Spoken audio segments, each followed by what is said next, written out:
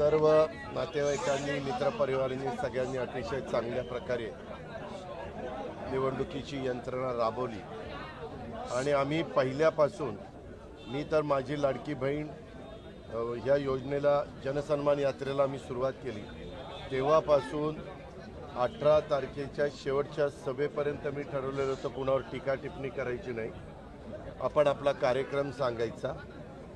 कुणी वाचाळवीरांनी वेगळे स्टेटमेंट केलेलं असेल तर तेवढ्यापुरतं त्या स्टेटमेंटच्या बद्दल आपलं मत काय ते सांगायचं आणि उद्याच्या काळामध्ये आमचं सरकार आल्यावर पुन्हा आमचं उद्याचं व्हिजन काय राहणार आहे ते सांगायचं आणि ह्याच पद्धतीनं आम्ही शेवटपर्यंत प्रचाराची यंत्रणा राबवली. मी अनेक मतदारसंघामध्ये जाण्याचा प्रयत्न केला. काही ठिकाणी मला जाता आलं नाही दुर्दैवाने. त्यावेळेस त्यांनी माझी व्हिडिओ क्लिप काढून घेतली 10 मिनिटाची 12 मिनिटाची आणि मग ती आम्ही पाठवली. अशा पद्धतीनं मॅक्झिमम मतदारसंघामध्ये पोहोचण्याचा प्रयत्न एकनाथरावजींनी केला, देवेंद्रजींनी केला, मी केला, प्राईम मिनिस्टरनी केला, अमित भाईंनी केला, इतर दिग्गज नेत्यांनी केला आणि ह्या पद्धतीनं आम्ही प्रचाराची यंत्रणा राबवली आणि त्याला चांगल्या प्रकारचं यश आलेलं आपण सगळे बघतोय. वास्तविक बऱ्याच वर्षांनी महाराष्ट्रामध्ये एवढं थम्पिंग मेजॉरिटी आलेलं चित्र आपल्याला पाहायला मिळालं नाही. पत्रकार मित्रांनो, मला आश्चर्य वाटतं की ह्यावेळेस 29 पर्यंत आकडा कुणाचा न गेल्यामुळं विरोधी पक्ष नेत्याची जागा पण भरली जाणार नाही, कारण मिनिमम 29 जागा त्या पक्षाच्या लागतात. जसं मागे पार्लमेंटमध्ये घडलेलं होतं. मला वाटतं 53-54 जागा असल्याशिवाय तुम्हाला विरोधी पक्ष नेत्याचं पद त्या ठिकाणी मिळत नाही. अर्थात तो विषय इथला नाही आहे, तो विधानसभेतला विधान परिषदेमधला विषय, तो तिथल्या तिथं आम्ही त्या ठिकाणी घेऊ. परंतु खूप मोठी जबाबदारी मतदार बंधू भगिनींनी आमच्यावर टाकलेली आहे आणि ज्या आमच्या 100% आम्ही A+मध्ये धरणाऱ्या जागा, मग डॉक्टर योगेश आमचे क्षीरसागर असतील, सुनील टिंगरेजी असतील, यशवंत माने मोहोळचे असतील किंवा आमचे दिलीप मोहिते पाटील असतील किंवा अतुल बेनके असतील, त्या 5-7 जागा 100% निवडून येण्याच्या कानडे असतील आमचे श्रीरामपूरचे, असं आम्ही त्याच्यामध्ये बेरजेमध्ये धरलेलं होतं.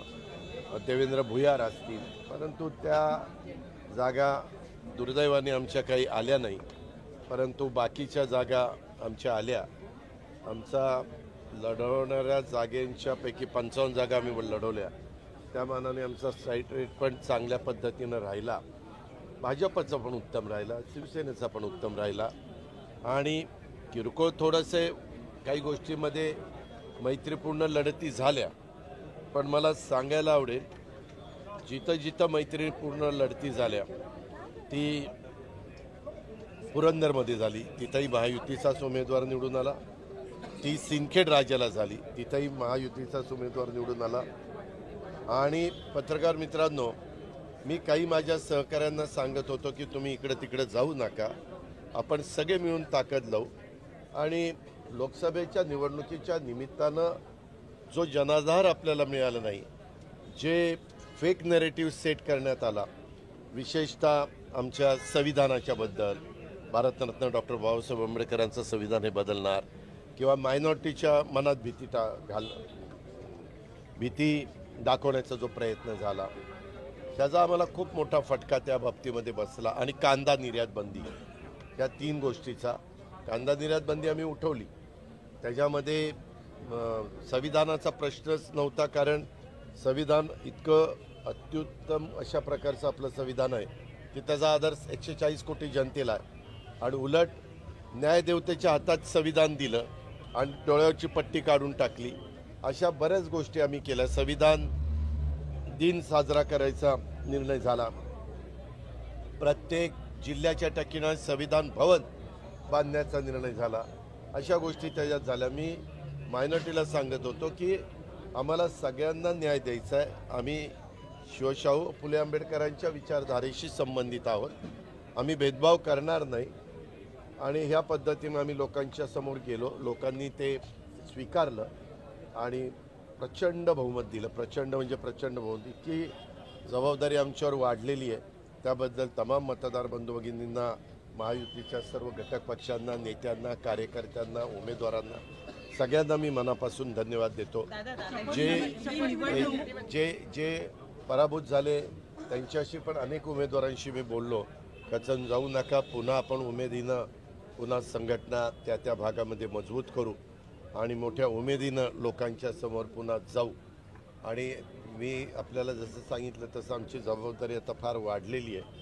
आम्हाला आर्थिक शिस्त किंवा तुम्ही बघितलं विरोधक आमच्यावर काय टीका इतकी खालच्या पातळीवर करायची.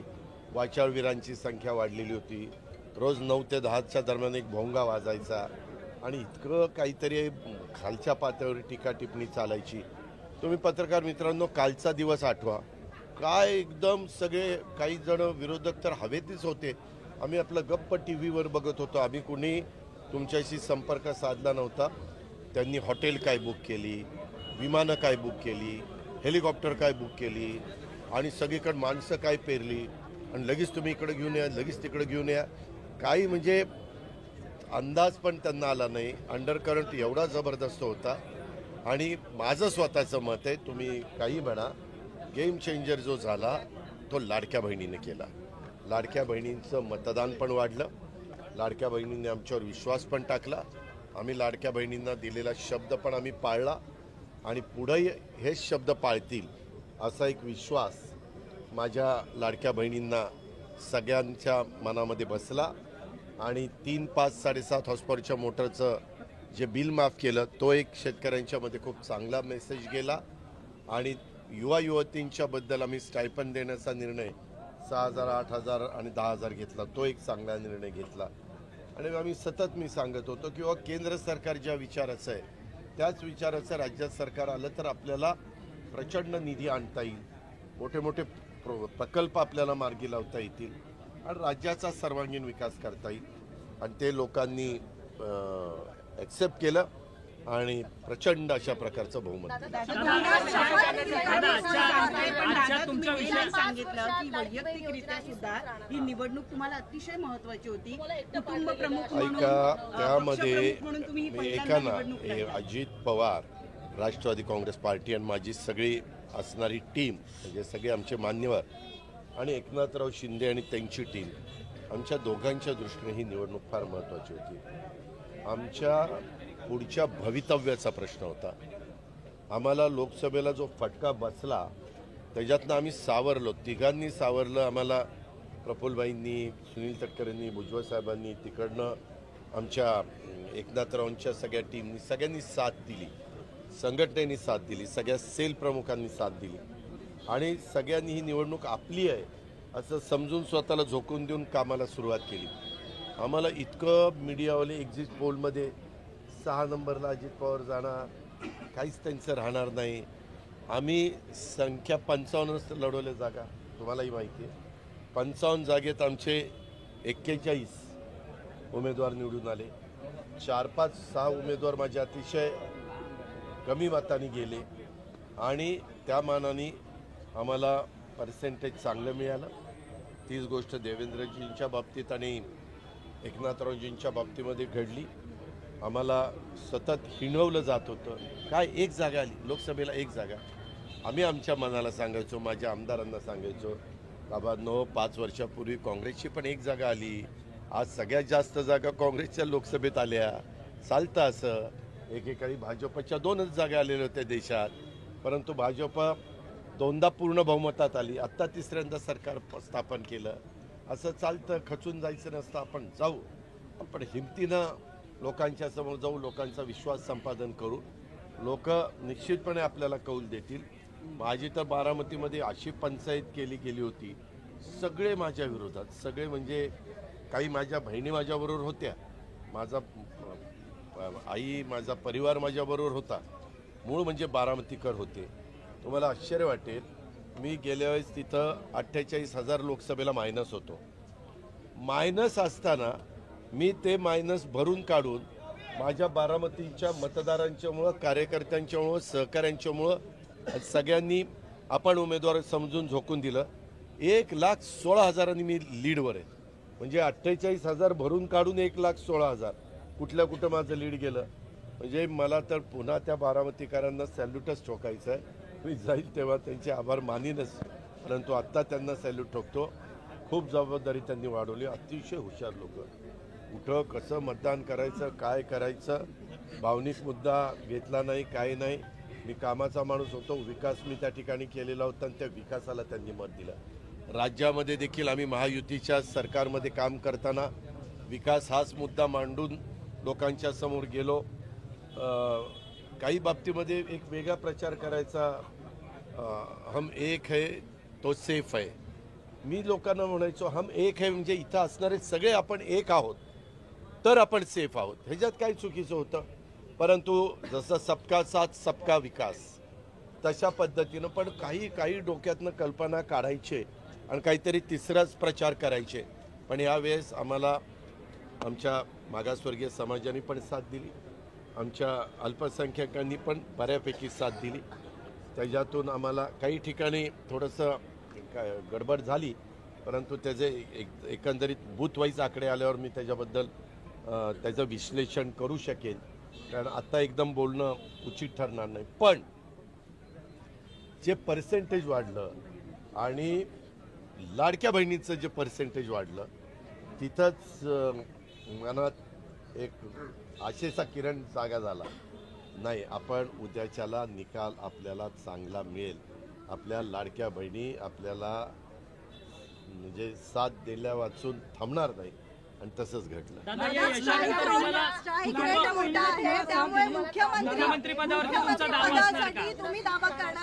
अहो, मी जाहीरपणे सांगत होतो, मी 10 वेळेला अर्थ मंत्रालय सांभाळलेलं आहे.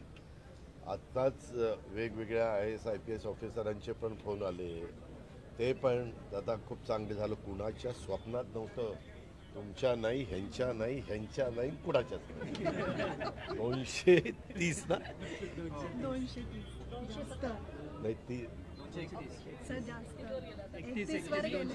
230 म्हणताय की लाडक्या बहिणीने भरभरून दिलेला आहे, त्यामुळे ती योजना चालू राहणार. एकीकडे ही गोष्ट म्हणत असताना दुसरीकडे तुम्ही म्हणताय की आर्थिक शिस्त लागणं महत्वाचं आहे. मी करते ना, तू काळजी करू नको. लाभाच्या योजना मी साधारण 75,000 कोटी लाभाच्या योजना. पुढच्या वर्षीचा अर्थसंकल्प जो कोणी अर्थमंत्री मांडेल 7 लाख कोटीचा मांडेल. तर 7 लाखामध्ये 10%नीच 75,000 कोटी होतात. 2100 होणार का? 1500 नाही, एक मिनिट.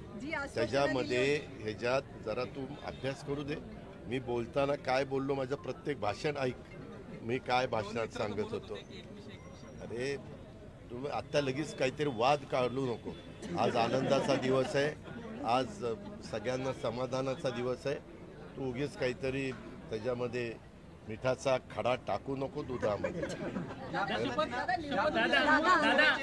तुमच्या या विजयानंतर त्यांच्या विरोधात उभे होते, जे तुमच्या विरोधात उभे होते, तुमच्या घरातलंच एक कुटुंब होतं. राजकारण जरी असलं, निवडणूक जरी हो का, मी तुम्हाला स्पष्ट सांगतो, मी लोकसभेला चूक केली. माझ्या पत्नीला बारामतीत उभं करून मी चूक केली. त्यावेळेस मी चुकलो होतो. ह्यावेळेस मी चुकलेलो नाही. माझी उमेदवारी पार्लमेंटरी बोर्डाने पहिली जाहीर केली. मी नको म्हणत होतो.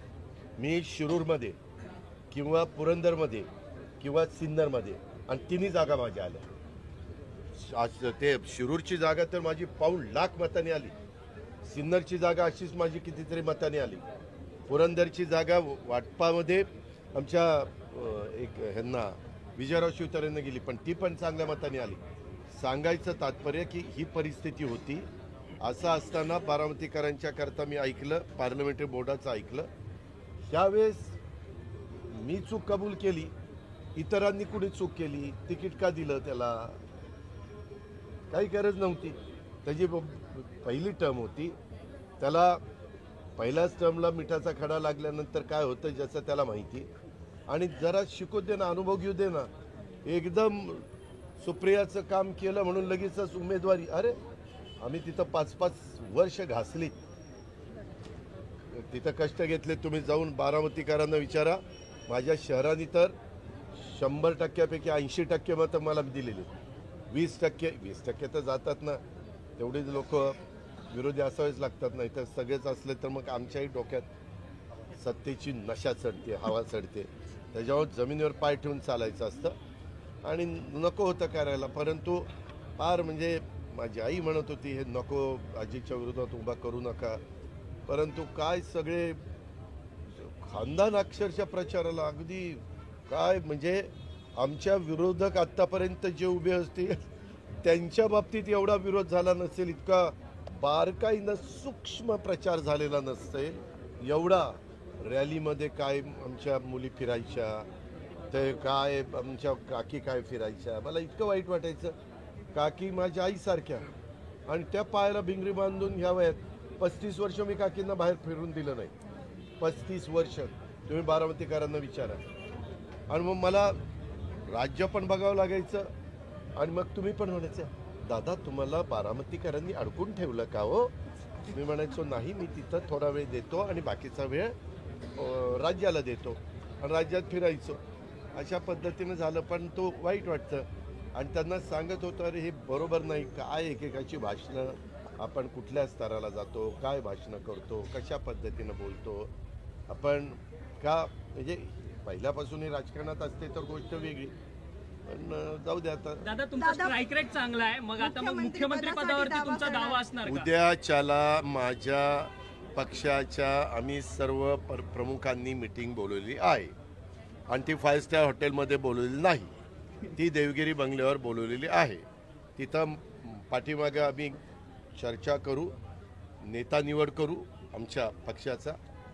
भाजप पण तसाच नेता निवड करेल, एकनाथराव पण नेता निवड करतील आणि त्याच्यानंतर मग आम्ही एकत्र बसू आणि त्याच्यानंतरचा पुढचा राज्याचा प्रमुख कोण, काय, कशा पद्धतीनं सरकार करायचं, कुणाचे किती डिपार्टमेंट कुठले कुणाला वगैरे वगैरे ह्या सगळ्या चर्चा करू. कारण हे झालं की आम्हाला लगेच अधिवेशनाला सामोरं जायचं आहे. त्याच्यामुळे ते अधिवेशन आमच्या दृष्टीनं महत्त्वाचं आहे.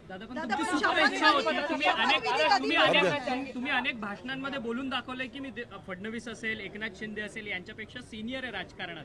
तुम्ही नाही, एक मिनिट. ते तुम्हाला गंमत पण कळत नाही. अहो सिन्सिअर अगदी सिरियसली सभा झाल्यावर काही थोडंसं त्याच्यात असं बोलायचं की एक थोडासा हास्य फवारा निर्माण झाला पाहिजे. त्याच्यामध्ये काही गोष्टी आम्हीच काय सांगितलं होतं, आमचं एकमेव ध्येय 250च्या पुढं जागा आणायच्या. ते पहिलं ध्येय आम्ही गाठलंय. दुसरं ध्येय आम्हाला पहिल्यांदा निवडून आलेल्या आमदारांनी मला नेता तर केलं पाहिजे त्यांचा. ते आता उद्या काय करतात ते बघायचं. मग नेता निवड झाल्यावर बाकीच्या दोघांची नेता निवड होईल आणि मग आम्ही तिघं एकत्र बसू. त्याच्यामध्ये काही सहकाऱ्यांशी चर्चा करू, वरिष्ठांशी चर्चा करू आणि पुढची रणनीती ठरवू.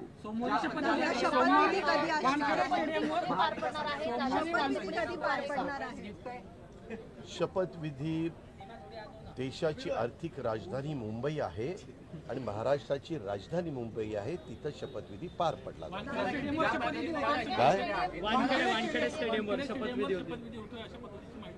तुला कोणी माहिती देते रे, आम्हालाच माहिती नाही, तुला बरी माहिती मिळाली. कधी होणार आहे महाविकास आघाडीला आणि खास करून संजय राऊतांना सरप्राईज गिफ्ट म्हणायचं का? नाही, नो कॉमेंट्स. ते काय झालंय ते आज इतके म्हणजे त्यांचा मनस्ताप झाला आहे, त्यांना काय बोलावं काय करावं काही सुचेना. ते त्याच्यामुळे त्यांना लागला. दादा तुमच्या विजयानंतर शरद पवारांकडनं तुम्हाला शुभेच्छा आल्यात का या विजयानंतर? काही सुप्रियाताईंकडनं शरद पवार? मला अमित शहांच्याकडनं शुभेच्छा आल्या, माझ्या आईकडनं शुभेच्छा आल्या, ज्या बहिणींनी माझी कामं केली त्या तिन्ही बहिणींकडनं मला शुभेच्छा आल्या. म्हणजे माझ्या मुलांच्याकडनं आल्या, माझ्या पत्नीकडनं आल्या, अशा सगळ्यांच्याकडनं मला शुभेच्छा आलेल्या आहेत. माझ्या कार्यकर्त्यांच्याकडनं आल्या, तुझ्याकडनं आल्या, असं अनेक. दुपारी सगळे भेटायला आले ते तेव्हा तुम्ही सगळ्यांनी मला दिल्या ना शुभेच्छा, दिल्या की नाही? त्याच्यामुळे तुमच्या शुभेच्छांचा मी स्वीकार केलेला आहे. हा रे, अजून सागरचं व्हायचं. सागर किनारे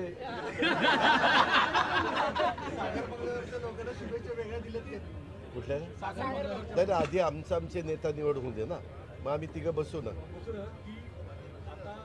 भाजप सगळ्यात मोठा मध्यंतरी अमित भाई शहा ज्यावेळेस मुंबईत आले त्यावेळेस त्यांना मी विचारत होते की ज्यांची संख्या जास्त बळ असेल तो असेल का आमदार तर त्यांचे संकेत तशा स्वरूपात होते. त्या संदर्भात सागर काही काळजी करू नका, आम्ही व्यवस्थित बसू. इतकं बहुमत मिळालेलं आहे, आता आम्हाला थोडंसं व्यवस्थितच असं काही अतिरेक करून चालणार नाही रे. होईल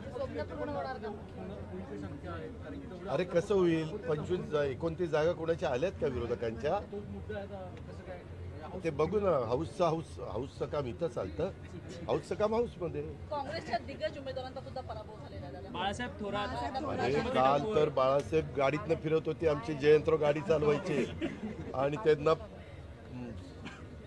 पंपिंग करायचं काम आमचे संजय राऊत साहेब करायचे. गाडी इतकी सुंदर चालवतो, सरकार किती सुंदर चालवतील. आता कधी सरकार चालवणार, काय करणार? तरी आमच्या इस्लामपूरवाल्यांनी नीट लक्ष दिलं नाही हो. मी कार्यकर्त्यांशी बोललो, त्यांनी अजून जरा नीट लक्ष दिलं असतं ना, करेक्ट कार्यक्रम झाला असता.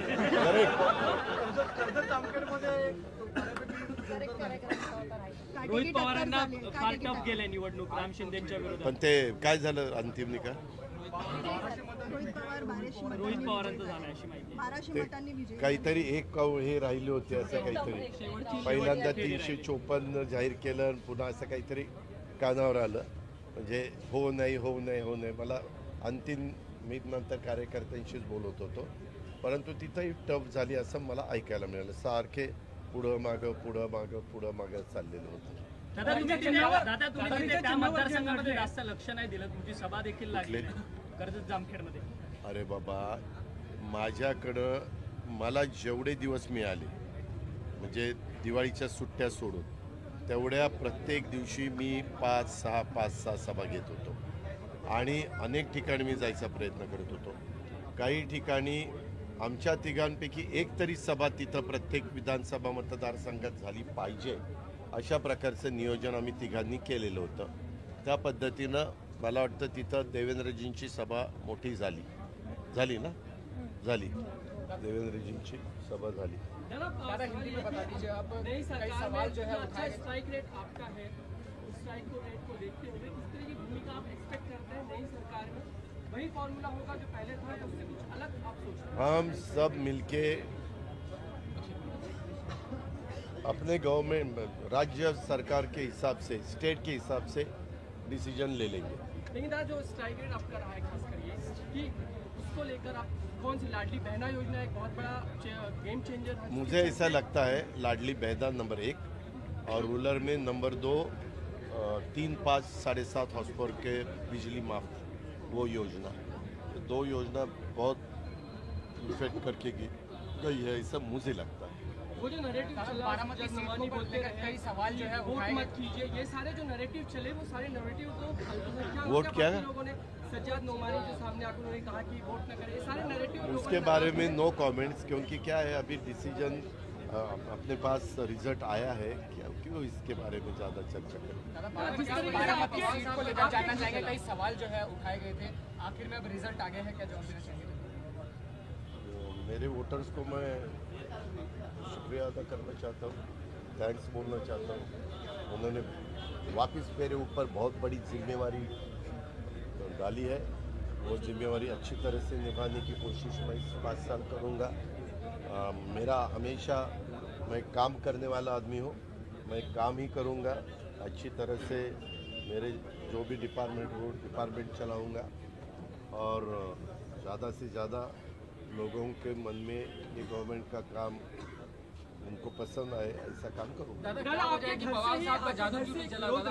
खासकर जिस तरीके से प्रचार कर रहे थे, खुद प्रतिभा काफी उतर गई, वो टेक्सटाइल पार्क उनको रोका, इस तरह के नैरेटिव चले. नहीं रे बाबा, लगता है आपको? बिल्कुल नहीं रोका. 5 मिनट खाली किसी को पता नहीं था. वॉचमैन क्या होता है, कभी कभी ये वॉचमैन रहते हैं कॉन्ट्रैक्ट बेस पे आते हैं, कभी साउथ से आते हैं, नॉर्थ से आते हैं, उनको इतना मालूमात नहीं रहता, इसीलिए 2-5 मिनट ही रुकवा दिया. बाद में उनको तुरंत अंदर लिया, जहाँ जहाँ उनको जाना चाहिए था वहाँ वहाँ उनको जाने दिया, उनके वर्कर के साथ बात करने दिया और सब ठीक ठाक उनको वेलकम किया, उनको कुछ तो बुके दिया, सब कुछ हुआ. आखिरी सवाल, जिस तरीके से शरद पवार की संख्या 80 से ज़्यादा सीट लड़ी, क्या 10 सीट आ जाना उनका, आप उनको करीब से जानते हैं, उनका स्ट्राइक इस तरह से हट जाना उनके स्टेचर के नेता के लिए आप उसे किस तरह से देखते हैं? No comments. दादा नवाब भाई हमेशा कहते गए कि सभी कार्यकर्ताओं की इच्छा है कि दादा और शाहिद एक साथ आए, तो कार्यकर्ताओं की ऐसी इच्छाओं पे आप कैसे देखते हैं, क्या कहें? अभी देखो, अभी आज ही रिजल्ट आया है, तुरंत ये सोचता है, ये वो सोचता है।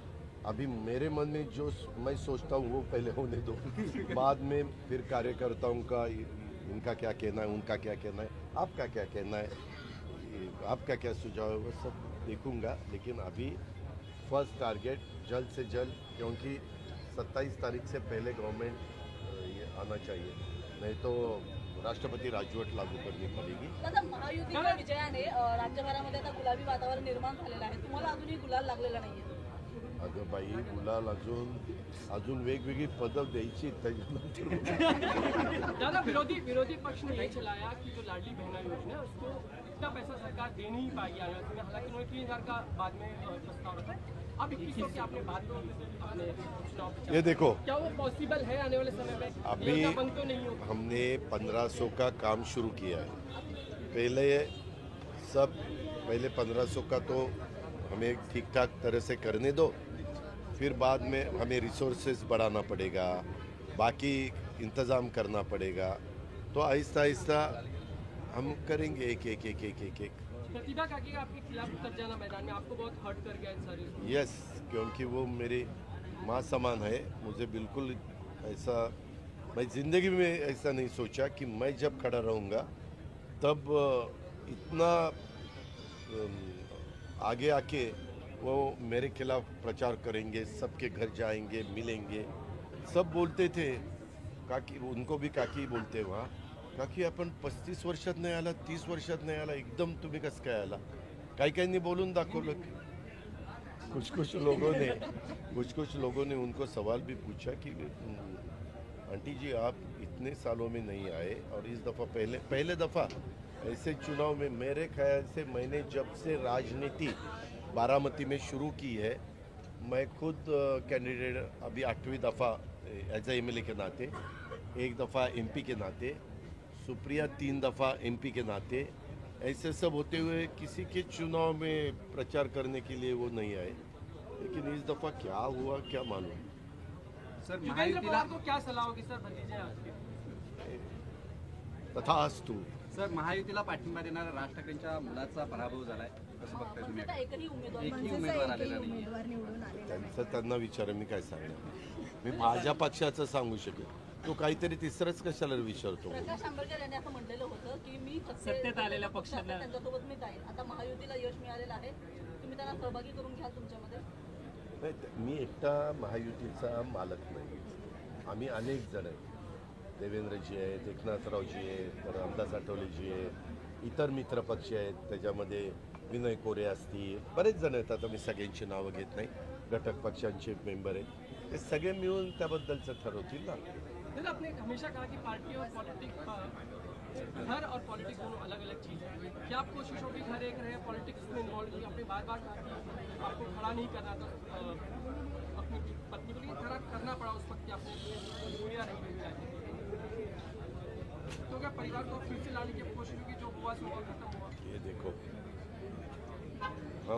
मैं हमेशा पॉजिटिव सोचता हूँ, हमेशा पॉजिटिव सोचता हूँ। निगेटिव सोचकर कुछ फ़ायदा नहीं होता, लोगों को भी पसंद नहीं है।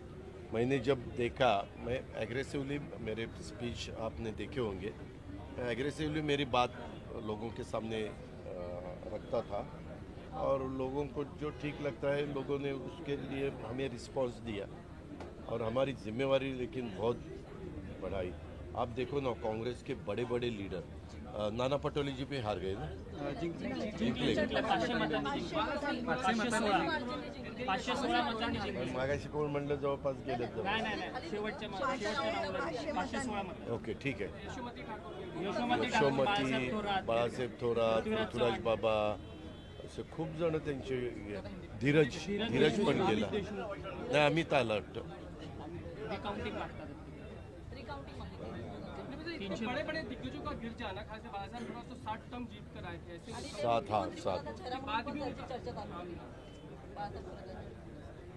क्या है, लीडरों के मन में सीएम पद की चर्चा चालू है, ऊपर वाले यानी हाईकमांड के मन में, लेकिन हाईकमांड को कहाँ पता है, अरे इसके पास वोटर ही नहीं है, ये हाईकमांड को पता नहीं चला, इसीलिए वैसा रिजल्ट आया। लेकिन खुले मन से मैं जो हमें यश मिला है, मैं खुले दिल से यश स्वीकार करता हूँ और सभी का धन्यवाद करता हूँ। धन्यवाद।